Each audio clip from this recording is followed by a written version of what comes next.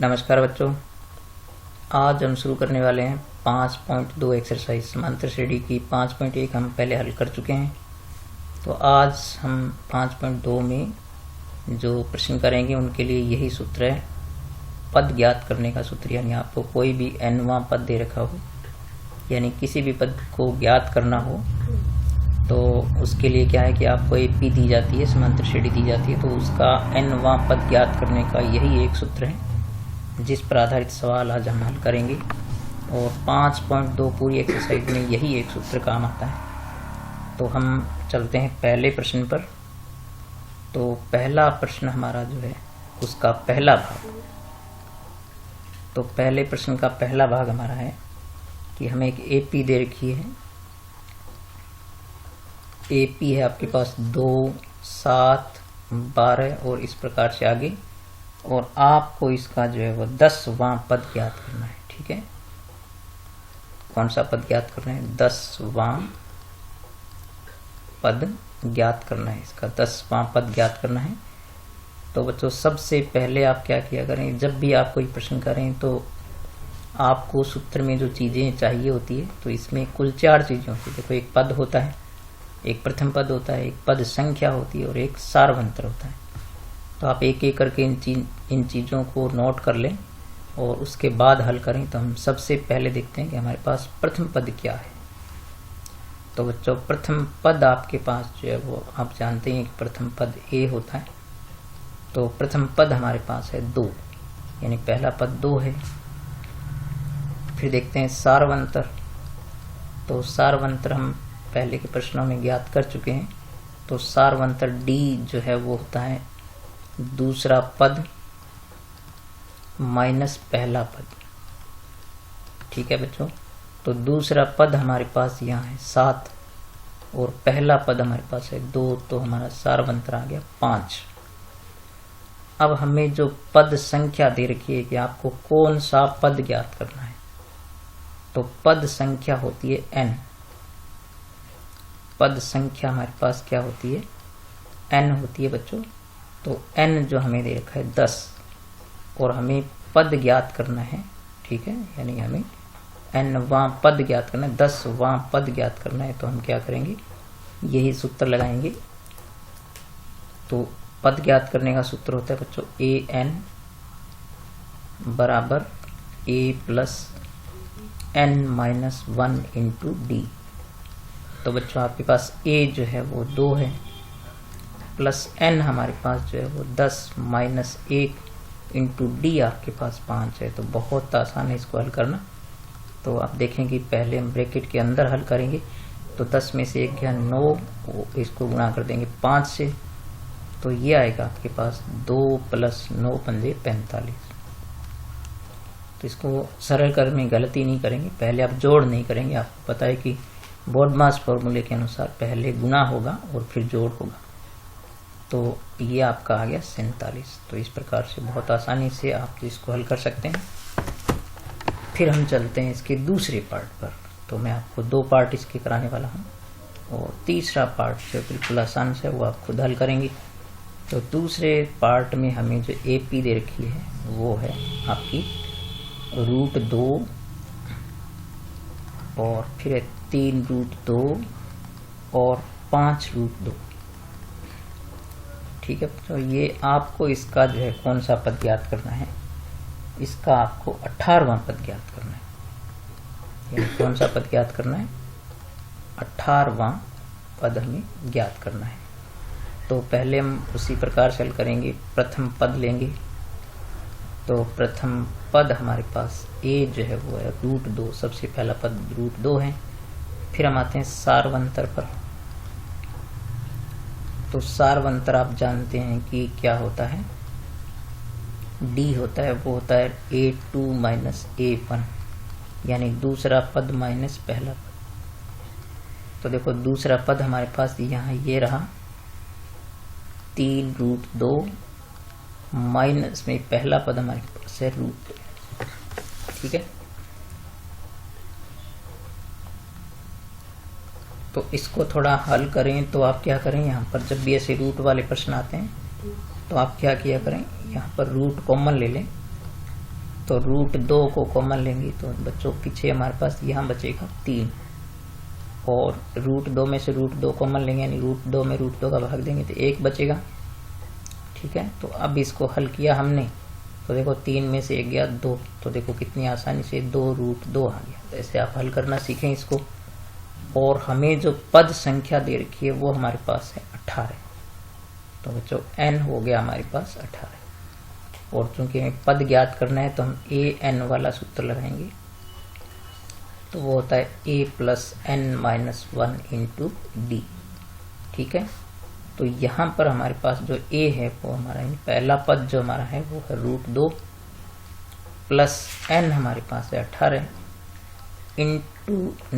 Minus होगा यहाँ पर, और माइनस में आपके पास क्या है 1, और इंटू d हमारे पास है बच्चों 2√2। ठीक है, इसको थोड़ा सावधानी से हल कर दो आप। तो √2 प्लस 18 में से 1 गया 17 गुणा 2√2, तो बच्चों ये जो है 17 इस 2 पूर्णांक इससे गुणा हो जाएगा, तो ये आ गया आपके पास √2 प्लस 17 दूनी 34√2। अब देखो इसको हल करने का तरीका वही, आप कॉमन ले लो √2 को, तो यहाँ √2 में √2 भाग देंगे तो 1 बचेगा, और यहाँ बचेगा 34। तो देखो ये हो गया आपके पास 35, 34 और 1 कितना हो गया 35। तो यूँ इस प्रकार से आपके पास उत्तर आ गया 35√2। ठीक है बच्चों, देखो इस प्रकार से कितनी आसानी से हम इन प्रश्नों को हल कर सकते हैं। तो अब जो इसका तीसरा पार्ट आप खुद हल कर सकते हैं। अब हम चलेंगे दूसरे सवाल पर। तो दूसरे सवाल में हमें कुछ चीज़ें जो है वो थोड़ी सी इससे डिफरेंट है, सूत्र यही रहेगा। तो हम देखते हैं कि दूसरा जो हमारा प्रश्न है उसमें हमें क्या दिया है। एक AP दे रखी है दूसरे सवाल के पहले पार्ट में, एक AP हमें दे रखी है। तो पहले हम AP लिखेंगे। AP हमारे पास है 21, 18, 15, 21, 18, 15, और हमें क्या दिया है कि इस AP का कौन सा पद -81 है, का कौन सा पद -81 है। ठीक है बच्चों, तो ये देखो जब भी आपसे कौन सा पूछे तो मतलब आपसे n पूछा है, और जिसके आगे पद लिखा वो हमेशा an होता है। तो आपको an यहाँ पर दे रखा है, और आपको जो है वो पद संख्या ज्ञात करनी, कौन सा पूछी तो हमेशा n ज्ञात करना होता है। तो अब हम आते हैं इस पर। तो पहले प्रथम पद लिखेंगे उसी प्रकार से। तो प्रथम पद हमारे पास है यहाँ पर a, वो 21 है, पहला पद जो 21 है। फिर बच्चों सारवंतर आप जानते हैं क्या होता है, सारवंतर आपके पास d होता है a2 - a1, यानी दूसरा पद माइनस पहला पद। दूसरा पद हमारे पास 18 है, पहला पद 21 है। तो बच्चों इसको घटाएंगे तो माइनस का 3 आएगा, क्योंकि माइनस के ज़्यादा हैं। तो छोटी संख्या में से बड़ी संख्या घटाएंगे तो माइनस आएगा, तो -3 हो गया। अब हमें n जो है वो ज्ञात करना है बच्चों यहाँ पर, क्योंकि कौन सा पूछे ना तो n ज्ञात करते हैं। अब हमें दिया हुआ क्या 81 है माइनस का, तो जिसके आगे हमेशा पहले जो है वो n लगा हो, पद लगा हो, तो हमेशा an होता है। तो आप इस प्रकार से लिखें, आप इसको an बराबर क्या हो गया -81। अब बच्चों आप जानते हैं कि an का सूत्र जो होता है वो होता है a + n-1 × d होता है। तो इस प्रकार से बराबर में आपके पास क्या आ गया 81 माइनस का। अब इसमें जो वैल्यूज पुट कर दें तो आपके पास जो है वो a कितना है 21 है, n हमें ज्ञात करना है, और d आपके पास बच्चों -3 है। तो माइनस की 3 को इस प्रकार से ब्रैकेट में रखो, और माइनस का आपको 81 दे रखा है। अब बच्चों यहाँ से सरल करना सीखें आप कि आप क्या करें। सबसे पहले जो ये पद होता है आपका, ये वाला पद प्लस या माइनस का जो भी हो उसको पक्षांतरण करके दूसरी तरफ ले जाएं, राइट हैंड साइड की तरफ ले जाएं। इसको आप ऐसे ही रखें, ब्रैकेट नहीं खोलें, कभी भी आप इसका ब्रैकेट नहीं खोलें। तो n-1 × -3 और हम लेंगे 21 को उधर ले जाएंगे, तो बराबर में आपके पास -81 और ये हो गया -21। ठीक है, अब आप क्या करेंगे, ये जो n-1 के इनटू में जो भी होता है उसको आप हमेशा क्या करें, दूसरी तरफ अपॉन में ले जाएंगे, भाग में ले जाएंगे, गुणा वाला भाग में जाता है। तो ये आपके पास आ गया -102 और अपॉन में आपके पास आ गया -3। ठीक है, इस प्रकार से आपका ये हल होगा। तो देखो माइनस से माइनस कैंसिल हो जाएगा और जब 3 का भाग देंगे आप इसमें 102 में, तो 3 तिये 9 और 3 चौके 12। अब देखो आपके पास ये आ गया n-1 बराबर 34। ठीक है बच्चों, तो इस प्रकार से n बराबर आ जाएगा, ये जो -1 है वो इधर जाके जुड़ जाएगा, तो इस प्रकार से ये आ गया 35, यानी इसमें जो 81 है वो 35वां पद है। ठीक है बच्चों, इस प्रकार से 35वां पद इस श्रेणी का क्या होगा, -81 होगा। तो इस प्रकार से आप प्रश्नों को हल कर सकते हैं। अब हम लेते हैं इसका जो दूसरा पार्ट इसमें देखा, तो मैं आपको ये एक एक करके पार्ट जो हल कराता हूँ ताकि आप इनको सीख जाएं। तो हम इसका लेते हैं दूसरा पार्ट, इसका सेकंड पार्ट लेते हैं। तो सेकंड पार्ट में आपको देखो एक एपी दे रखी है, एपी हमारे पास है ये 84, 80, 76, 84, 80, 76 और आपको ये कहा है कि का कौन सा पद शून्य है, का कौन सा पद शून्य है। ठीक है, शून्य यानी 0 कौन सा पद है इसका। तो बच्चों यहां पर भी हमें कौन सा पूछा है, इसका मतलब यहां भी n पूछा है। तो आप क्या करेंगे, पहले आप क्या करेंगे, इसको वो प्रथम पद लिखेंगे आप। तो प्रथम पद हमारे पास क्या होता है, प्रथम पद हमारे पास होता है a, उस वो है 84 में, सबसे पहला पद 84 है। और फिर हम लिखते हैं सार्वंतर। तो सार्वंतर हमारे पास क्या है, सार्वंतर d होता है, वो होता है a2 - a1। तो ये बार बार लिख रहे हैं, आपको याद हो गया होगा। तो यहाँ पर आप 80 में से 84 यानी दूसरा पद माइनस पहला पद, तो छोटी संख्या में बड़ी संख्या घटाएंगे तो माइनस का आपके पास 4 बचेगा बच्चों।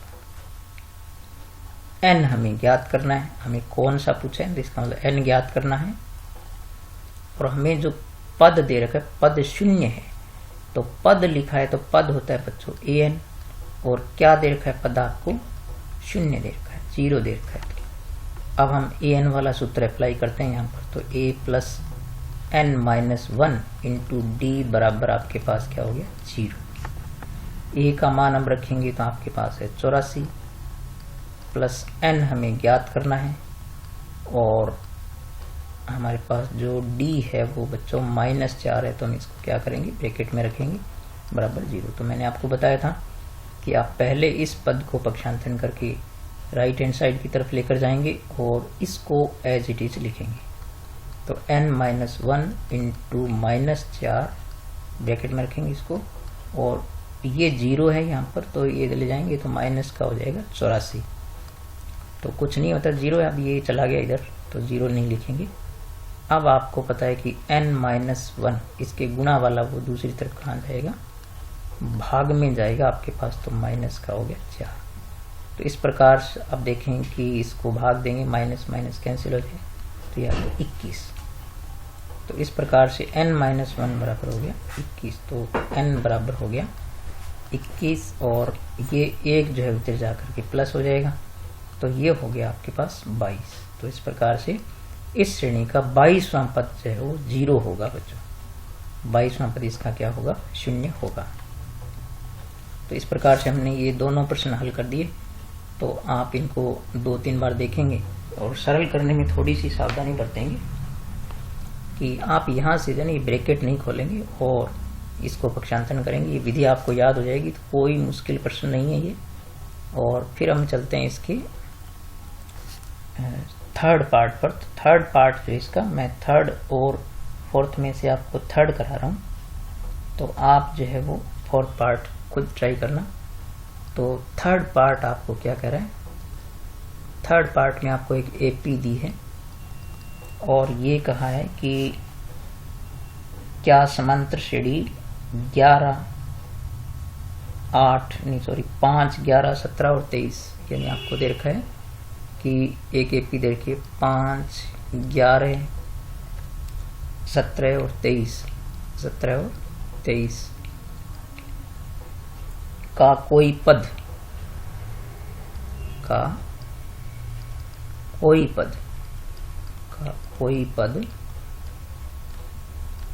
301 है, 301 है। यानी आप ये यदि एपी आगे पूरी लिखें तो क्या 301 इसमें आएगा? तो बच्चों इसमें जो है वो आपको ये कहा है कि पद 301 है, तो ये जो है आपके पास 3 जिसके आगे मतलब पद लगा हो तो वो हमेशा an होता है। तो इसका मतलब ये जो है आपके पास पद 301 है तो ये an हो गया 301। तो यहाँ पर हमें एपी दे रखी है, तो एपी से हमें हमेशा 2 चीजें मिल जाती है। कौन कौन सी? एक प्रथम पद और एक सारवंतर।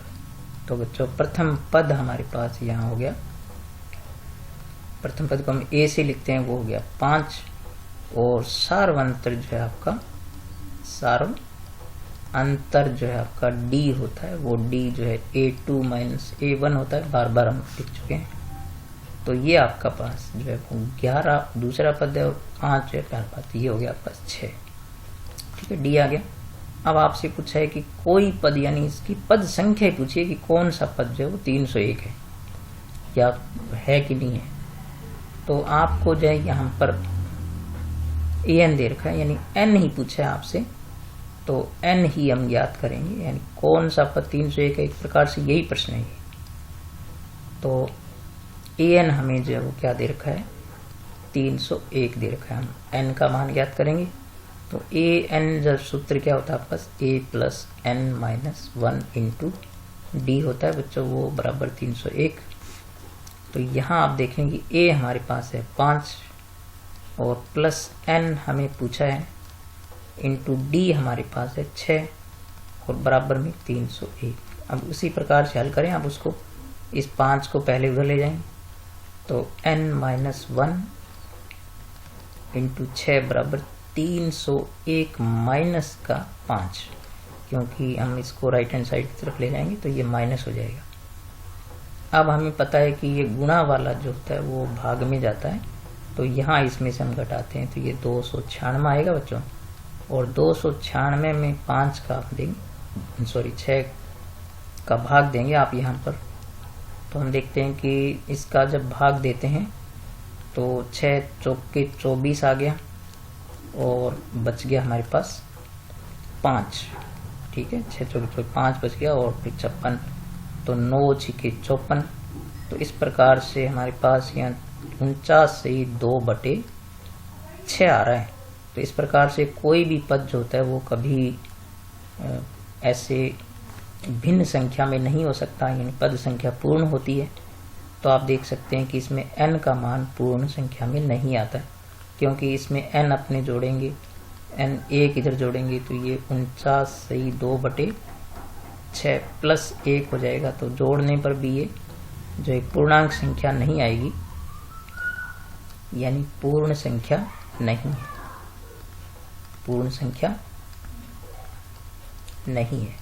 तो जब n का मान यहाँ पर पूर्ण संख्या नहीं आती हो, एक पूर्णांक नहीं आता हो पूर्णांक, तो हम क्या कहेंगे कि 301 इस श्रेणी का एक पद नहीं है। अतः 301 इस श्रेणी का एक पद नहीं है, इस श्रेणी का एक पद नहीं है, एक पद नहीं है। तो ये इसका हल आएगा। और यदि इसका मान पूर्णांक आता है, एक पूर्ण अंक आता है, तो वो जो है इसका पद होगा, अन्यथा नहीं। तो ये तरीका, इसमें n निकालें। जब भी आपसे ऐसे प्रश्न पूछें कि क्या इसका कोई पद है, n निकालें। यदि n आपके पास पूर्णांक आता है तो आप ये कहेंगे कि इसका पद है, अन्यथा नहीं है।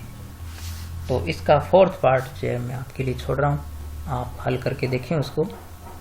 तो आपसे ये बिल्कुल इसी तरीके से करना है। अब बच्चों हम चलते हैं तीसरे प्रश्न में। मुख्य तीसरा जो प्रश्न है इसका, तो उसमें आपको ये कहे कि यदि एक समांतर श्रेणी का छठा पद, तो जो आपको छठा पद दे रखा है, यानी ऐसे कहा आपको कि छठा पद जा पहले लिख लें इस प्रकार से, छठा पद हमारे पास जो है वो है 19। ये कहा आपको छठा तथा 17वां पद क्रम से, तो छठा पद आपके पास है 19 और फिर हमें कहा है कि 17वां पद 41 है। तो बेटा बच्चों छठे पद को हम कैसे लिखते हैं, A6 लिखते हैं। तो A6 आपके पास 19 हो गया। A6 का मतलब हो गया A + 5D, क्योंकि जो भी पद होता है उसमें एक D आपके पास कम होती है। तो ये आपके पास आ गई पहली समीकरण। ठीक है बच्चों, इस प्रकार से। और फिर हमें कहा है कि 17वां पद, 17वां पद हमें क्या दे रखा है, 41 दे रखा है बच्चों। तो 17वें पद को हम क्या लिखते हैं, A17। तो A17 हमारे पास 41 है, तो A17 का मतलब हो गया A + 16D। तो ये बात आपको थोड़ी सी अगर समझ में आ जाती है तो आगे के प्रश्न आपके लिए बिल्कुल आसान हो जाएंगे। तो ये हमारी होगी दूसरी समीकरण। इस प्रकार बच्चों जब भी आपको दो पद दे रखे हों तो आप क्या करेंगे, हमेशा दूसरी समीकरण में से पहली समीकरण को घटाएंगे। ये विधि लगाएंगे आप ऐसे प्रश्नों में। तो हम क्या करेंगे, समीकरण 2 में से एक को घटाने पर, हमेशा आप समीकरण 2 में से एक को ही घटाएंगे। तो हम दो समीकरण को ऊपर लिखेंगे। तो A + 16D बराबर हो गया 41 और पहली समीकरण हमारे पास है A + 5D बराबर आपके पास है 19।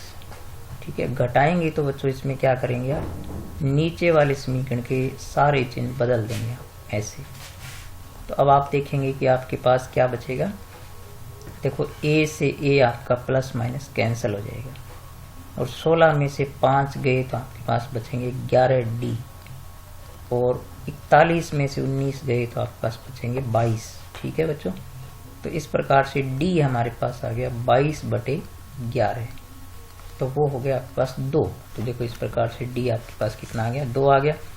अब आप क्या करें, इस प्रकार से जो आपको D मिला है उसको आप हमेशा समीकरण 1 में रख दें। तो D के स्थान पर क्या करें, 2 समीकरण कौन सी में रखते हैं आप, 1 में। ये विधि आप बस इसको लर्न कर लें अच्छी तरह। 1 में रखने पर, तो 1 में रख रहे हैं अपने, तो 1 में रखेंगे तो यहाँ D का मान हम यहाँ रख देंगे। तो हमारे पास जो एक समीकरण है वह है A + 5 गुणा D के स्थान पर क्या रखते हैं, 2 बराबर में हमारे पास है 19। तो ये हो गया 5 दूनी 10। तो इस प्रकार से A बराबर 19 माइनस क्या हो गया 10। तो ये आ गया आपके पास 9। तो इस प्रकार से आपके पास D आ गया 2 और A आ गया 9। अब हमें पूछा है कि 40वां पद। ठीक है बच्चों, तो 40वां पद हमसे पूछा है कि 40वां पद क्या होगा। तो 40वां पद क्या होगा, A40 और A40 हम जानते हैं कि होता है A + 39D। एक D कम होती है ना उसमें, तो A + 39D। तो हम इसमें A और D की वैल्यू पुट कर देते हैं।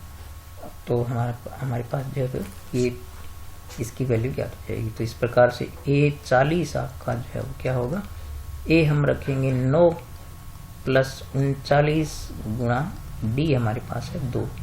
तो इस प्रकार से पहले हम गुणा करेंगे तो 9 + 39 दूनी हो गया 78। तो इस प्रकार से आपके पास 40वां पद क्या आ गया, 87। तो इस प्रकार से आप इन प्रश्नों को दो समीकरण बना करके आराम से हल कर सकते हैं। इसके बाद हम चलते हैं चौथे प्रश्न पर। तो बच्चों चौथा प्रश्न हमारे पास जो है वो है, हमें ये दे रखा है कि एक समांतर श्रेणी का तीसरा और 9वां पद क्रम से 4 और -8 है। तो एक तो हमें ये कहा है कि तीसरा पद, ठीक है, तीसरा पद। तो तीसरा पद हमारे पास है 4। ठीक है, तीसरे पद को हम क्या लिखते हैं, A3। तो A3 हमारे पास कितना हो गया 4। तो A3 को हम लिख सकते हैं बच्चों A प्लस 2D, तो ये हो गया 4। ये आपकी बन गई पहली समीकरण। ठीक है, इसी प्रकार से हमें कहा है कि नवां पद, तो जो नवां पद है आपके पास वो है -8। ठीक है, तो नवें पद को हम क्या लिखते हैं A9, तो A9 हमारे पास है -8, और A9 को हम क्या लिख सकते हैं A प्लस 8D, तो हो गया -8। तो इस प्रकार से ये आपकी होगी दूसरी समीकरण। हमारी विधि क्या है कि हम हमेशा जो है क्या करेंगे, दूसरी समीकरण में से पहली समीकरण को घटाएंगे। तो क्या लिखेंगे, समीकरण 2 में से एक को घटाने पर, एक को घटाने पर। ठीक है, एक को घटाने के 2 में से, तो हम 2 समीकरण को ऊपर लिखेंगे। तो A प्लस 8D बराबर आपके पास क्या है -8, और पहली समीकरण आपके पास A प्लस 2D बराबर में आपके पास है 4। तो हम जब घटाते हैं तो क्या करते हैं, नीचे वाले समीकरण के चिन्ह बदल देते हैं। तो ये माइनस, ये भी माइनस, और ये भी हमारे पास हो गया माइनस। तो बच्चों ये हमेशा कैंसिल हो जाएंगे। 8 में से 2D जाएंगी, 8D में से 2D जाएंगी तो 6D बचेंगे आपके पास, और ये -8 और -4 आपके पास हो गए -12। तो इस प्रकार से D आ गया आपके पास -12/6। तो ये हो गया बच्चों -2, 6 दूनी 12। तो हमें क्या हो गया, D ज्ञात हो गया। अब आपको पता है कि D का जो मान होता है वो हमेशा समीकरण कौन सी में रखना होता है, 1 में। तो D के स्थान पर क्या करें आप, यानी D के स्थान पर आप क्या करें, -2 जब समीकरण कौन सी में रख दें, समीकरण 1 में रखने पर, 1 में रखने,